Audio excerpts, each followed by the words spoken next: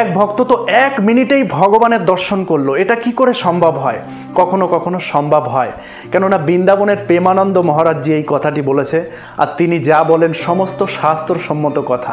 একদিন একটি চোর এক গ্রামে চুরি করার উদ্দেশ্যে এসছে, ভিক্ষাবৃত্তি করে চুরি করে সেজে গুজে। তা তখন গ্রামের লোক সব দেখছে, গ্রামের বাইরে রয়েছে, ডাউট করছে তাকে দেখে। তো তখন সেই চোরটা কি করেছে, বেশ পাতকুয়ে স্নান করে সব দেহে তিলক করছে সর্বাঙ্গে।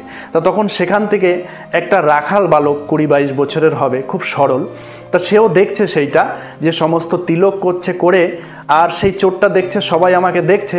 তো তখন বেশ নাকটা এইভাবে ধরেছে।